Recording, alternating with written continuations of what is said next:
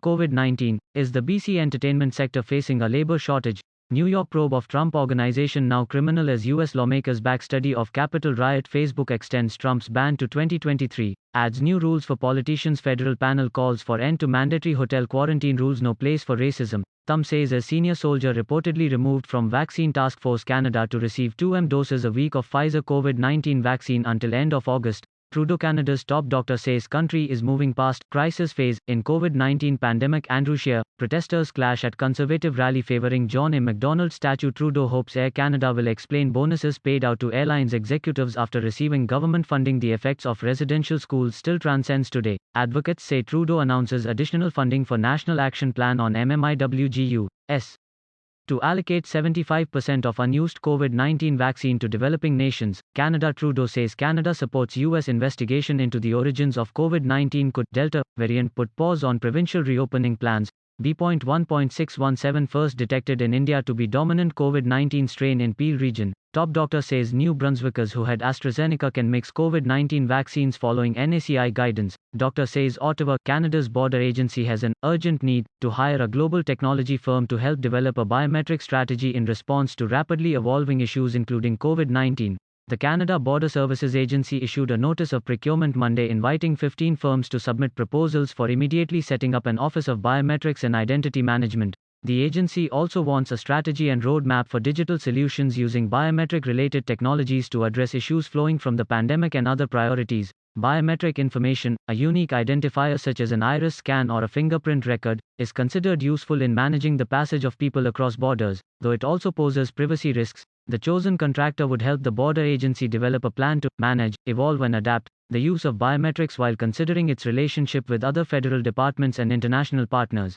The border agency provided no answers Monday to questions about the plans. In its latest annual planning document, the agency said it would explore measures to standardize the collection of biometric information on potentially inadmissible travelers to strengthen controls. It also plans to look at options for greater use of technology that relies on voice recognition and geolocation to confirm the identity and location of people required to report to the agency. In the United States, the Office of Biometric Identity Management helps match, store, share, and analyze records as part of the biometric services it provides to the Department of Homeland Security and its partners.